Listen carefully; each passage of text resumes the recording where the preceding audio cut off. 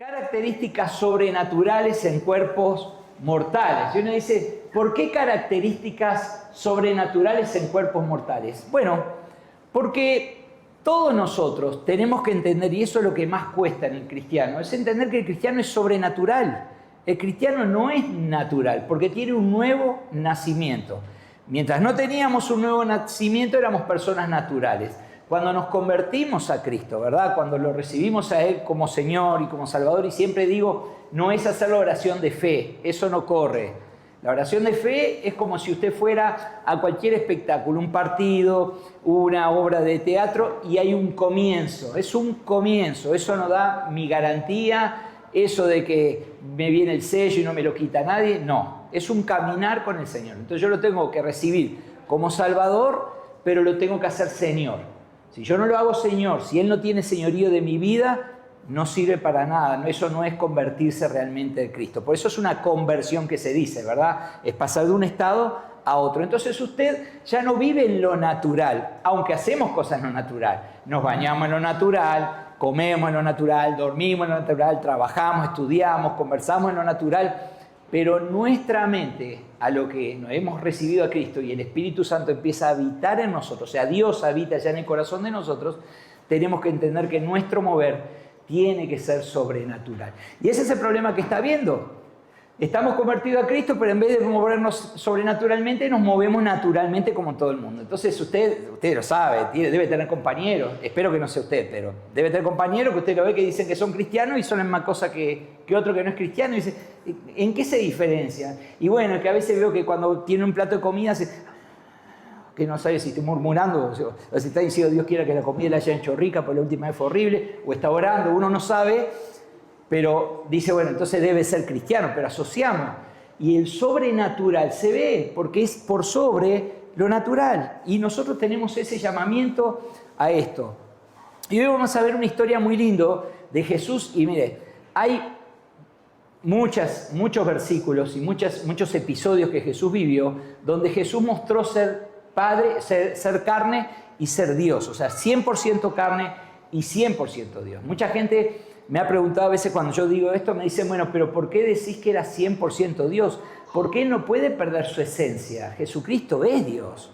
Él no cambia. Lo que pasa es que como el pecado entró por un hombre tiene que venir la redención. No puede venir por un perrito, no puede venir por una obra, no puede venir por una universidad, no puede venir por un curso. Tiene que venir por un hombre. Entonces Él necesita hacerse, es necesario que se hiciera hombre para redimirnos, así como un hombre entró el pecado al mundo, por un hombre el pecado es redimido. ¿Estamos de acuerdo hasta acá? Y vamos a mirar este episodio que está precioso. Yo se lo voy a dar, está en Marcos 2, vamos a leer del versículo 1 al 12, pero usted lea Mateo y Lucas. Usted sabe que son los cuatro testamentos o los cuatro evangelios de Mateo, Marcos, Lucas y Juan. Juan es el único que no es sinóptico, o sea que no están entrelazados. Juan es el que algunas referencias hace, pero es un evangelio contado de alguna manera diferente. Pero es importante que leamos, cuando leamos una historia, cuando usted lea la que sea, la tentación de Cristo, listo, léalo en todos los evangelios porque son distintos puntos de vista. Usted sabe bien que Mateo le escribió a los judíos, ¿verdad? Marcos le escribió ya más a los romanos, Lucas le escribe a los griegos. Entonces van dirigidos a distintas personas, entonces resaltan distintas cosas.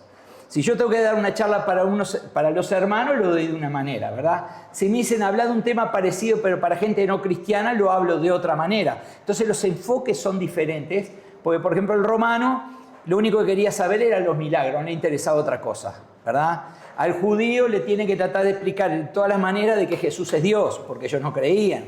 Y había fariseos, saduceos, quienes creían en la resurrección, quienes no creían en la resurrección. Era todo un problema grande de la época.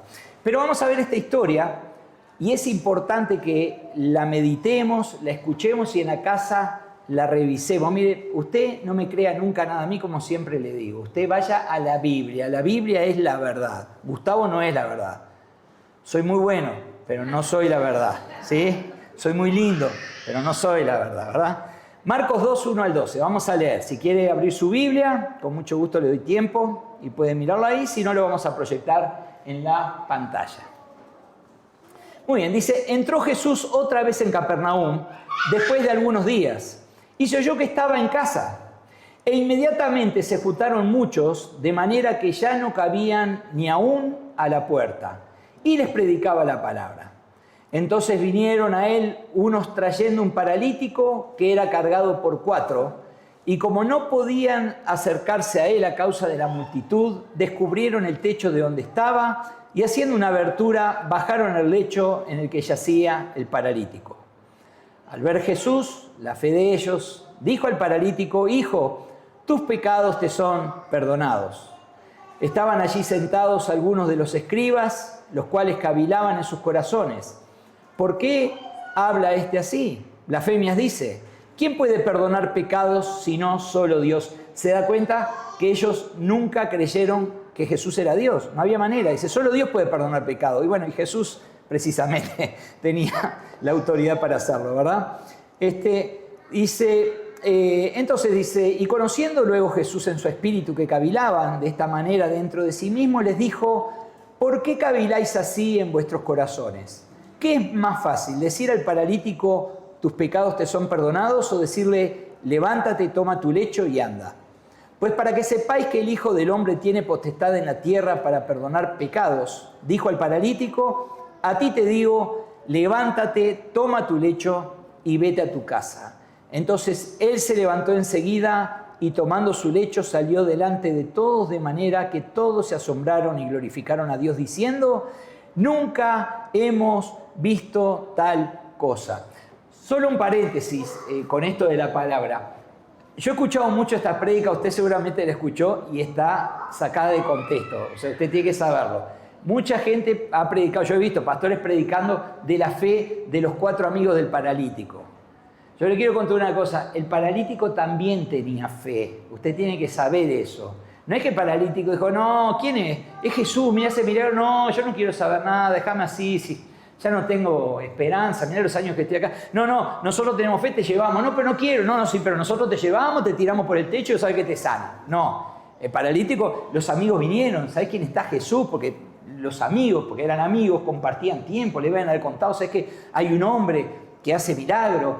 Algunos dicen que es profeta, otros dicen esto, así no me cuenta y qué hace. Mirá, yo escuché de tal cosa, yo escuché de tal otra. ¿Ustedes han visto la serie de Chosen? A veces se deforma un poco, ¿verdad? Pero porque tiene muchas historias paralelas, pero realmente en la vida, a veces en la Biblia tenemos que salirnos un poquito del contexto riguroso y pensar a las personas cómo se sentirían. La mujer, por ejemplo, que sufría de flujo, luchando entre medio de las multitudes, la lucha interior que tendría para decir, ¿lo toco o no lo toco? Si tan solo lo toco, pero ¿cómo hago? Y mirándose, usted tiene que poner siempre el contexto de la historia cómo sería, ¿verdad? Entonces no es que el paralítico decía, no me lleve, no, te vamos a llevar y te vas a sanar, no quiero, sí, aunque no quieras, 2 platos de sopa. No, él tenía fe igual que sus 4 amigos, porque muchas veces hemos escuchado predicar de la fe de los 4, ¿verdad? Y sus amigos, ¿y el paralítico qué? No cuenta si él era el que iba a recibir la sanidad, ¿verdad? De hecho, él fue el que agarró el lecho y se mandó mudar, ¿verdad? Así que es importante saber esto. Y hay características en esta historia que es preciosa porque Dios muestra en Cristo su deidad y eso es maravilloso. Los hombres lo están mirando en ese momento como un hombre que hace milagros, pero Él se está mostrando como el Dios vivo, el que tiene potestad de perdonar pecados y el que tiene potestad de sanar. Y ese es nuestro Dios hoy, ¿verdad? Y nosotros tenemos que tenerlo claro.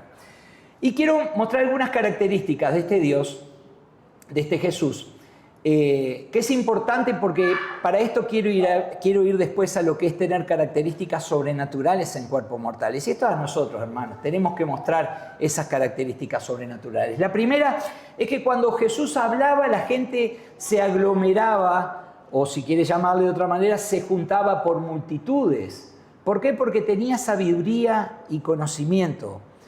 Al menos más de 10 veces, usted va a ver muchas más, lo que pasa es que algunas se repiten, pero si usted busca en los evangelios, las multitudes lo seguían, las multitudes lo querían escuchar. Yo le pregunto, ¿alguien quiere escuchar a alguien que no dice algo importante? Personas que dicen algo intrascendente. ¿Le ha pasado eso de decir, este es una bombada, habla cualquier pavada, siempre hablando pavada? Nadie los quiere escuchar, ¿sí o no? ¿Sí? Yo le pregunto, ¿usted conoce las canciones de ese cantante famoso que tiene medio conejo, que es Bad Bunny? Que es una mezcla entre... Sí. ¿Le interesa escuchar una entrevista escuchando de qué tipo de canciones canta? ¿Verdad que no es interesante lo que diga, que cante?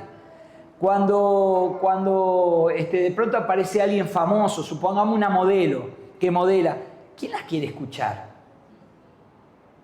Cuando es un cantante que canta, uno lo quiere escuchar cantar, pero cuando bajan del escenario uno los escucha a veces y dice, Dios mío, ¿verdad? Porque no son trascendentes los de hablar. Jesús se paraba y hablaba y la gente oía. ¿Pero por qué oía? Porque había sabiduría y conocimiento. Él hablaba con autoridad. Mire lo que dice Lucas 5:17.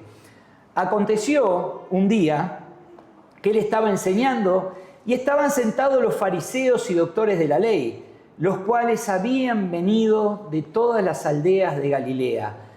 Imagínense, un erudito de la ley no va a gastar sandalias ni caites en ir hasta otra aldea para escuchar a alguien que es totalmente intrascendente. No lo hace. ¿Estamos de acuerdo? Acuérdense que ellos eran la autoridad entre los judíos. Ellos eran los que tenían la ley, no eran cualquiera. Dice, de Judea y Jerusalén, y el poder del Señor estaba con él para sanar. Este relato de Lucas 5:17, apúntelo, es el mismo relato, es el paralelo de Marcos 2:1-12, que dice inmediatamente se juntaron muchos. Eran multitudes, hermanos, que se acercaban. Yo digo, ¿cómo se van a acercar a un Jesús solo porque hablaba? No, es porque tenía conocimiento, tenía autoridad, tenía sabiduría. Este es el Jesús hablando. Entonces esa era una de las características. Otra de las características que tenía es que Jesús hablaba lo irrefutable. ¿Qué era lo irrefutable? No se podía contradecir. ¿Cuántas veces los eruditos salían al cruce porque la gente se quedaba maravillada? Les hablaba, él no les hablaba con palabras difíciles, Jesús les hablaba claro, ¿verdad? Cuando les hablaba con parábolas era para que no entendieran, porque él ya sabía que el corazón estaba duro y por más que se los explicara y los desglosara no iban a querer creer. Pero Jesús hablaba realmente lo irrefutable. No había manera de que se le parara un fariseo y pudiera discutirle. Él tenía la sabiduría, el conocimiento y hablaba la verdad. Y hablaba la verdad. Y cuando quisieron agarrarlo en alguna vuelta, tomarlo en alguna vuelta, ¿se acuerda cuando la moneda? ¿De quién es esta moneda? ¿A quién debemos pagar impuestos? ¿No debemos pagar impuestos? ¿De quién es la moneda? ¿Verdad? Y den al César lo que es del César, a Dios lo que es de Dios. Y en montones de veces decía, ¿por qué me tientan? ¿Por qué me tientan? Bueno, era porque lo querían agarrar en algo, ¿no? Fíjese, ¿sabe de dónde parte la acusación de querer matarlo? ¿Se acuerda? La acusación de querer matar a Jesús, el único argumento que tienen válido es que el día sábado hizo milagros, hizo sanidades. Y él les dice, y ustedes si un asno se les queda enganchado en un cerco, no les importa nada, el día sábado van y lo desenganchan, ¿no? Y ese fue el argumento, o sea, ni siquiera había un argumento válido, porque era irrefutable. Esto es algo hermoso. Fíjese Mateo 9:8, voy a leer el versículo 8. Dice, y la gente al verlo se maravilló y glorificó a Dios que había dado tal potestad a los hombres. Esta también es la terminación de Marcos, ¿verdad? Dicen, jamás aquí se ha visto tal cosa. Ahora, mire qué interesante, la versión de Mateo dice que había dado tal potestad a los hombres. ¿Se da cuenta? Ellos no creían que Jesús fuera Dios ni que fuera divino. Dice, ¿qué potestad le dio a este hombre? Por eso ellos decían que Jesús era profeta. Ellos no pueden creer nunca que Jesús es enviado de Dios para salvar el mundo. Es más, usted vio que varias veces Jesús dijo, con él estás hablando. Muchachos, me vieron a mí, vieron al Padre, listo, no hay nada más que mirar. Pero muéstranos al Padre y no basta, me vieron a mí. Si me vieron a mí, vieron al Padre. Otro le dijo que va a venir el Mesías, Dios hecho carne, yo soy, le dijo él. Pero los judíos no querían creer nada, estaban cerrados. Ellos querían un libertador guerrero, alguien que los liberara del oprobio romano, que se rebelara, que se levantara en armas. Fue lo que le pasó a Judas. Judas entrega a Jesús precisamente por eso, porque él está esperando un libertador en armas. Y Jesús es un libertador del corazón, que eso si no lo arregla Dios, no lo arregla nadie, ¿verdad? Usted sabe bien, tecnología tenemos para tirar para arriba, ahora ya tenemos los drones en China en forma de taxi, acá siempre digo, nos vamos a quedar enganchados en los cables, pero el corazón del hombre no cambia. Génesis 3:6 hasta acá está muy igual. Y tercero, Jesús utilizó los dones espirituales para moverse en una esfera sobrenatural. Esto está en el relato, ¿verdad?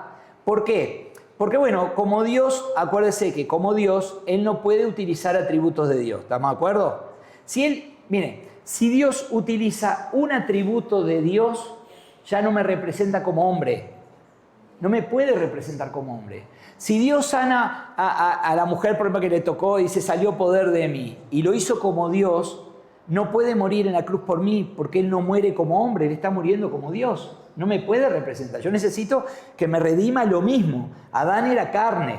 Yo necesito que carne me redime. Entonces, Él se limita a sí mismo, que eso es maravilloso. Dios se limita a sí mismo y dice, no voy a utilizar ningún atributo. Entonces, ¿qué puedo usar? Los dones. Los dones. Y utiliza en toda la Biblia, usted vea los 4 evangelios, Jesús usando dones. Él no usa milagros porque es Dios. No lo hace de esa manera porque si no, no nos puede representar a nosotros como humanos, ¿verdad? En el versículo 2, usted lo puede ver, dice, y les predicaba la palabra. O sea que tenía el don de enseñanza. ¿Estamos de acuerdo? Versículo 8 decía, y conociendo luego Jesús en su espíritu que cavilaban de esta manera dentro de sí mismo, les dijo, eso es don de ciencia. Va conociendo el pensamiento. Entonces, usted no diga, conocí lo que pensaban porque era Dios. No, no, está utilizando un don. ¿Me explico? Versículo 11, dice, a ti te digo, levántate, toma tu lecho y vete a tu casa. Entonces él se levantó enseguida y tomando su lecho, salió delante de todos. Es don de sanidad. Él no está usando atributos de Dios. Está usando los frutos o el fruto del Espíritu. Como el Espíritu da como quiere, pero Él obviamente, Él los utiliza todos para mostrarnos a nosotros, para dejarnos la gran referencia. Entonces Él usa en esta enseñanza con el paralítico, en este caso, usa enseñanza, ciencia y sanidad. Ahora, con esto por eso hoy lo quería hacer más como reflexión, más corto y que realmente meditemos cuál es nuestra posición como cristianos en la sociedad. Realmente, ¿para dónde vamos, hermano? Podemos jugar nosotros con Dios. Dios no va a decir nada. Podemos enfocarnos constantemente en nuestro trabajo, en nuestro estudio, en nuestra carrera, en nuestra familia. Dios no va a decir nada, no le va a caer un rayo. Pero ciertamente nos estamos perdiendo del propósito de Dios. Cuando uno dice, Señor, yo quiero cumplir tus planes, uno se tiene que alinear a lo que Dios quiere. Si no, si mañana, no sé, mi hijo viene y me dice, papá, yo te quiero obedecer en todo, y no me obedece, no se está alineando. Lo está diciendo, pero no se está alineando. Entonces, ¿cuál es el reto nuestro como cristianos para este tiempo? Y créanme, hermanos, cada vez el tiempo es más malo. Y los que tenemos hijos más pequeños, si nosotros, los grandes, no nos alineamos, no esperemos que nuestros hijos tomen ejemplo. Porque los hijos son el reflejo de los papás. No venga con cuento que yo no sé a quién lo crió, fue usted. ¿De dónde tuvo que haber nacido en un Wicoy? Porque no sé, no. Usted lo crió, usted es la influencia. El papá es el Superman, la mamá es la heroína. Así funciona y somos la influencia. Y si nosotros no nos movemos en lo natural como personas sobrenaturales, ellos van a ver que ese es el mundo del cristianismo. Ir el domingo a la iglesia, estar con los niños, alguna actividad de joven, alguna actividad de grande, y de eso se trata y ahí quedó todo. Y no van a entender que Dios quiere mucho más de cada uno de nosotros. Entonces, ¿cuál es el reto para nosotros como cristianos? Bueno, lo primero es descubrir el don o los dones. Yo esto lo voy a hablar durante todo el año siempre. Tuvimos una charla en enero sobre los dones, ahora estamos en mayo. Tenemos que descubrir nuestro don o nuestros dones, hermanos. El don es para la iglesia, pero es para cumplir el propósito de Cristo. Si yo pregunto acá, siempre lo hago y no lo voy a hacer por delicadeza, pero yo pregunto a todos, levanten la mano los que ya conocen sus dones. Yo sé que hay un montón que no van a levantar la mano, porque dicen, y no sé. Si yo empiezo con el micrófono, Jenny, ¿cuál es tu don? Y no sé, yo creo.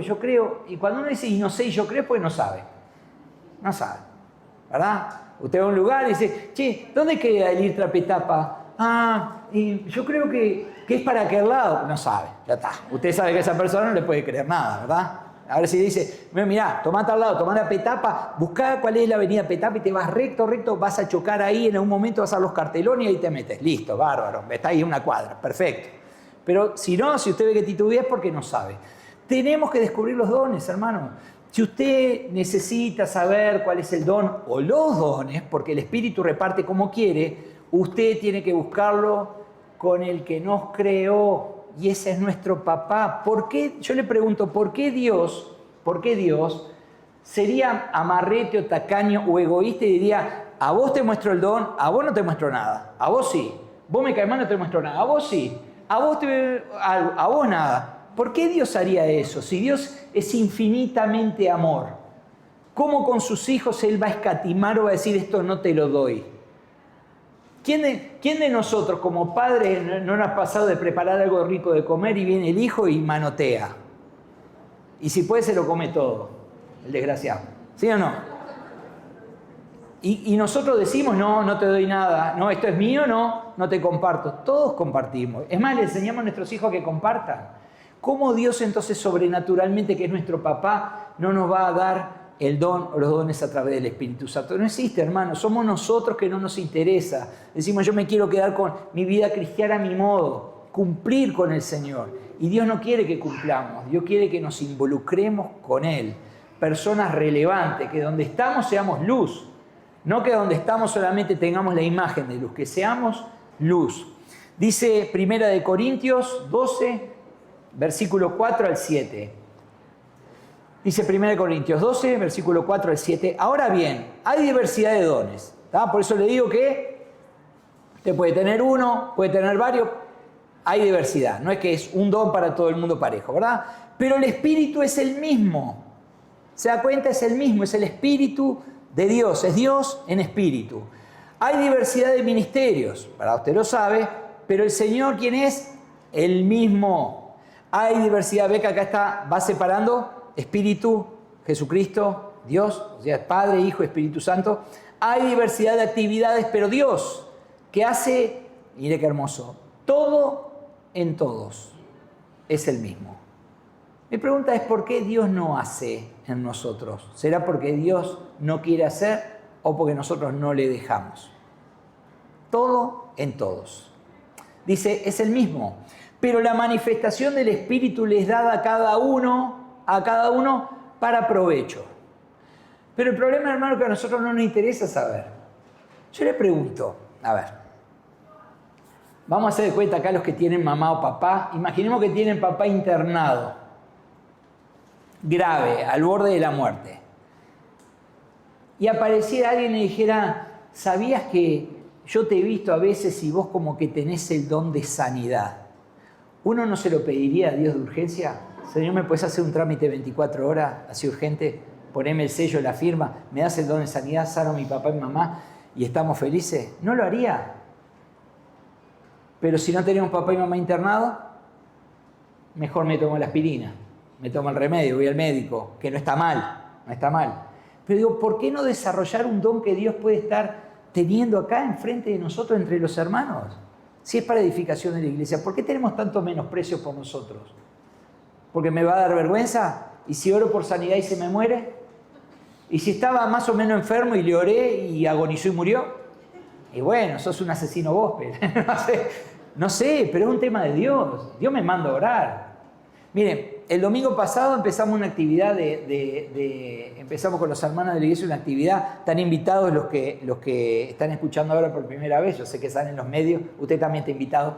Empezamos a jugar fútbol, ¿verdad? De noche, ¿verdad? Y este domingo pasado comenzamos, hicimos un rejunte ahí, fuimos, me quedó doliendo todo, ¿verdad? Hace 5 años que no hacía fútbol, me dolió todo, pero bueno, pasamos un lindo momento.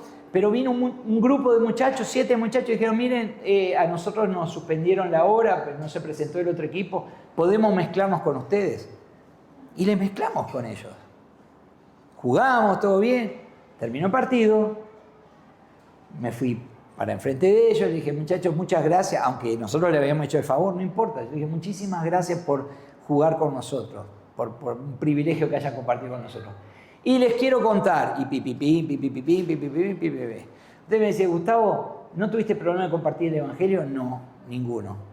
Entonces tenés el don de evangelista. Yo qué sé, no sé, pero yo hago todas las obras de Dios pensando siempre. Yo digo, si Señor trajo a un grupo de cristianos, 7 muchachos, de los cuales 2 andaban con el pitillo en la mano, digo, hay que predicarles el Evangelio, ¿me explico? Pero son las características, y después se sumaron 2 o 3 más, yo vi que se acercaron de los nuestros, ¿verdad? Acá de la iglesia, se acercaron y les hablaron también, y digo, de eso se trata, el mover sobrenatural en un cuerpo natural, pero mirando lo sobrenatural de Dios.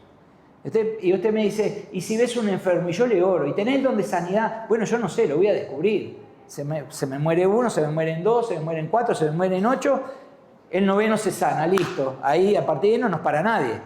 Alguno se va a morir, alguien tiene que llenar la estadística, decía un amigo. Pero ¿me explico? Pero no podemos avergonzarnos.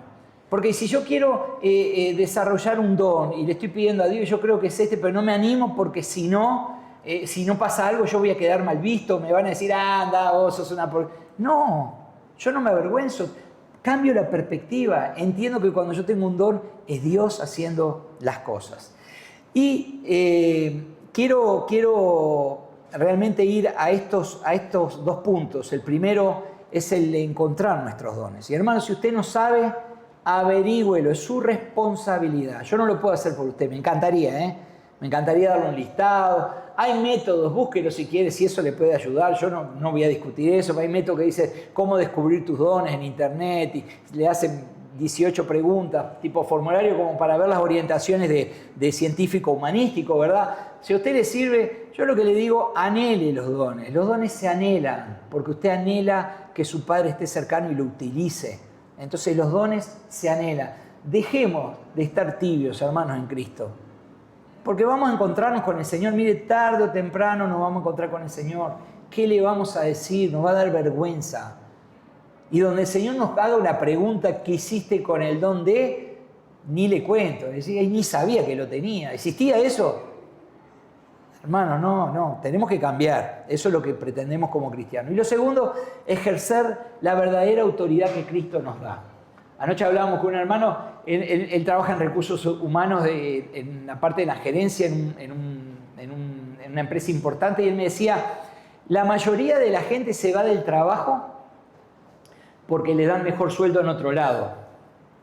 Pero en verdad de esa gente que se va, el 90% no renuncia a la empresa, renuncia a los jefes por el maltrato que hacen. Mira qué interesante, ¿no? Entonces le decía a él, pero los cristianos tenemos que funcionar diferente. ¿Por qué? Porque nosotros somos servidores, pero no somos serviles.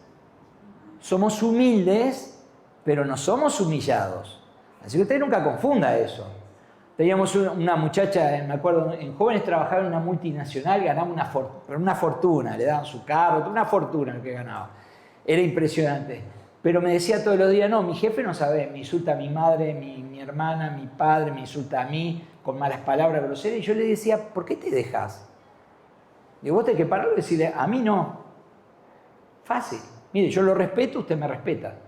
Y me decía ella, no, y si pierdo el trabajo, aparte hay que ser humilde. Le digo, no, estás confundiendo el término, eso no es humildad. Eso es humillación.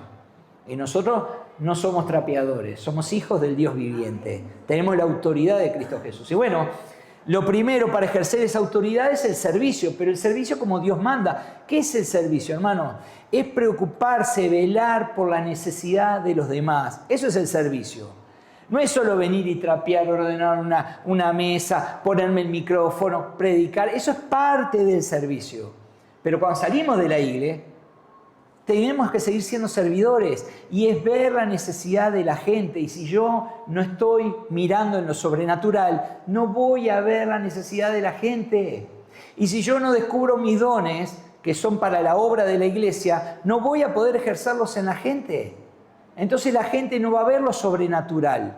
Con Jesús se maravillaron porque vieron lo sobrenatural. Dijeron, este hombre habla con conocimiento, habla con sabiduría, conoce lo que hay en nuestros corazones, hace milagros. Bueno, ¿qué es eso? Un hombre 100% carne moviéndose en una esfera sobrenatural. ¿Qué es lo que quiere Dios de cada uno? De Jenny, de Marián, de Uge, de todos los que estamos acá. personas naturales moviéndose en una esfera sobrenatural, pero Dios no lo puede hacer. Ojalá fuera más sencillo, que Dios nos diera un inyectable de noche y nos despertamos sobrenaturalmente. Y empezamos a mirar y como la película La Matrix, ¿se acuerda? Que ya veían todos los cositos así en verde cayendo, las letritas, los cositos y los códigos y veían otra cosa. Pero no, nosotros tenemos que procurar eso. Y el servicio es fundamental. Mire lo que dice Juan 13 del 34 y 35. Un mandamiento nuevo os doy, que os améis unos a otros. Este amor unos a otros significa servicio. No es decir te amo y te doy muchos besitos. Es servicio. Como yo os he amado, Jesús les sirvió a sus discípulos. Que también os améis unos a otros. En esto conocerán todos. ¿Quiénes son todos? Los de afuera. ¿Cómo conocen los de afuera? Que sois mis discípulos si tuviereis amor los unos para con nosotros. Entonces, está bueno que nos amemos entre nosotros y está excelente. Yo siempre digo, lo mejor que podemos hacer es bendecir a la familia de la fe primero. Pero nuestra vida es constantemente servicio. Constantemente servicio.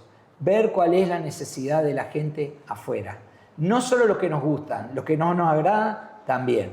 Mateo 22, del 36 al 40, dice, Maestro, ¿cuál es el gran mandamiento de la ley? Y Jesús resume los 10 mandamientos en 2, ¿verdad? Jesús le dijo, amarás al Señor, tu Dios, con todo tu corazón y con toda tu alma y con toda tu mente, que eso es lo que queremos hacer todos nosotros. Pero dice, este es el primero y grande mandamiento. Y el segundo es semejante. O sea, no está diciendo, el segundo es allá abajo. Lo hacen si quieren, si no quieren, no.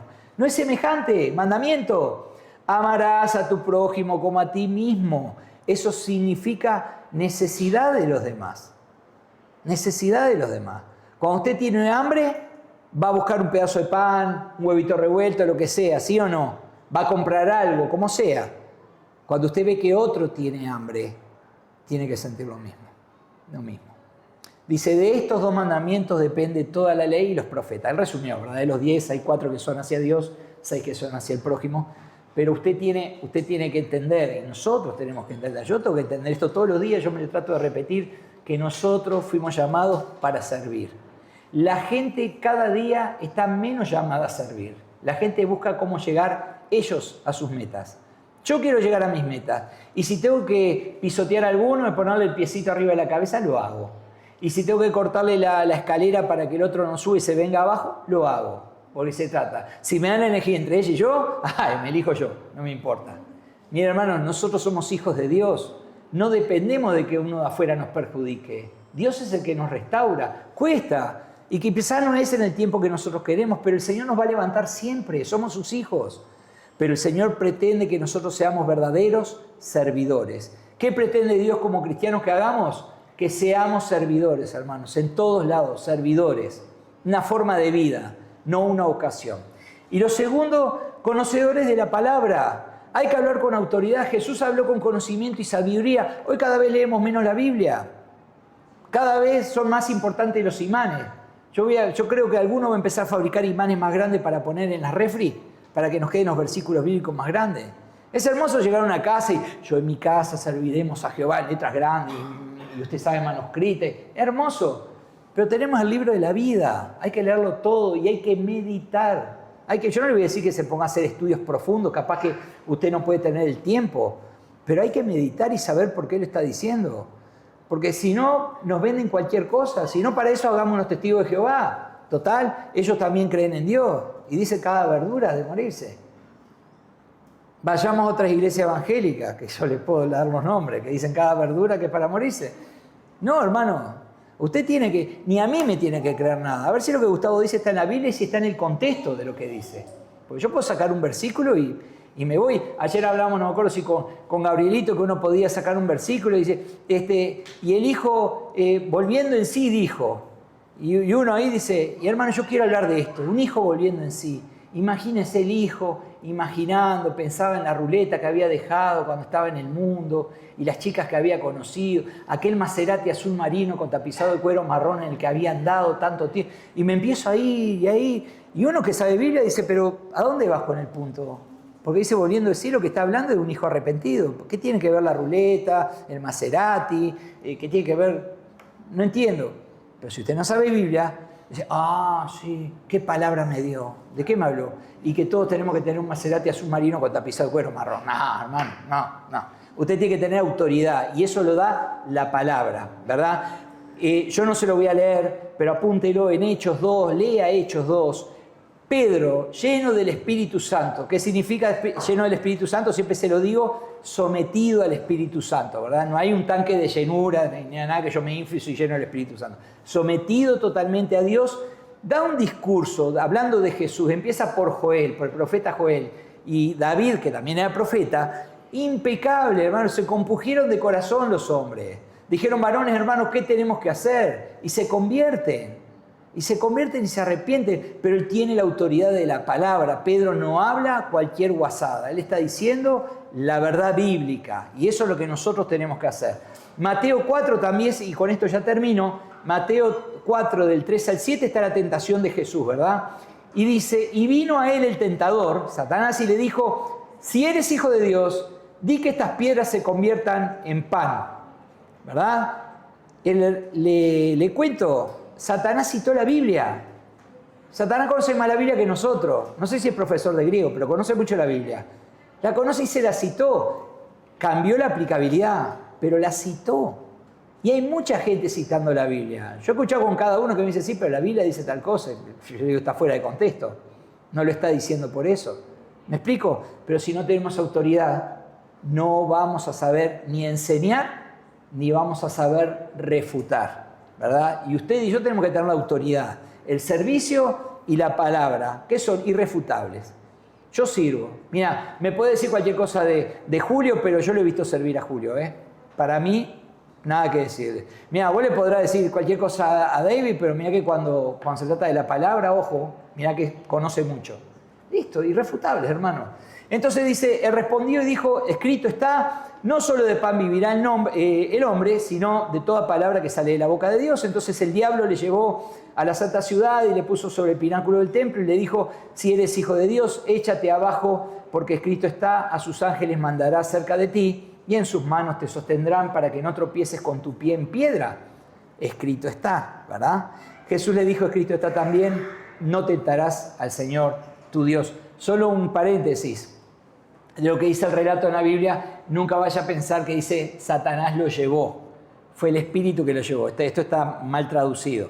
Nunca Satanás puede llevar a Jesús a ningún lado. Si Satanás lo hace mover un piecito a Jesús, entonces Satanás tiene poder sobre Jesús. Acuérdese de eso. Solo porque uno dice, y Satanás lo llevó. ¿Cómo que lo llevó? Vení que te quiero. No. Satanás no tiene poder sobre Cristo. Nada, ninguno. Y es la cita de Deuteronomio 8 y de Salmo 91, ¿verdad? Lo que dice la palabra de Dios. Ahora, la pregunta, hermanos, en esta mañana es, ¿qué vamos a hacer con nuestra vida? ¿Qué es lo que pretende Dios por nosotros? Porque el servicio es fundamental, pero tiene que ser un servicio real, un servicio de mirar la necesidad de la gente. No es solo el servicio de decir yo sirvo acá en la iglesia, que está bueno y nos encanta, pero ¿cuál es el servicio que damos realmente a esta sociedad, a esta Guatemala? Yo pregunto, si todos los cristianos que hay, que dicen que somos más del 45%, realmente se manifestaran en lo sobrenatural. Pregunto, y piense conmigo, pues es una pregunta de sentido común. ¿Será que habría tanta violencia y tanto egoísmo en Guatemala con ese 45%, la mitad de la población? La mitad de la población tiene que cambiar el resto de la mitad. ¿Y cuántos, si dicen que el otro 40% es católico? O póngale 40 evangélicos, 45 católicos, no importa. Y de esos católicos, una gran parte estuviera comprometida también con Dios y se moviera en lo sobrenatural. ¿No cambiaría Guatemala? ¿Se imagina el 80% de la población cristiana, pero cristiana posta, cristiana, moviéndose bajo los términos de Dios? ¿Qué pasaría en Guatemala? ¿Se imagina? Hailey deja el celular tirado ahí y viene a los 5 días y el celular está tirado ahí, nadie lo toca. Como dicen en Japón, que en Japón usted puede dejar una billetera, viene al otro día, está la billetera, nadie toca nada, nadie roba nada. Dejan las bicicletas, nadie toca nada. Imagínense.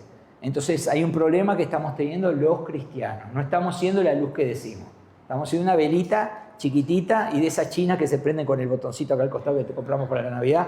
Esa velita. Y tenemos que cambiar. Entonces, tenemos que ser verdaderos servidores, pero ser autoritarios en cuanto a la palabra. Y eso se hace solamente estudiando la Biblia.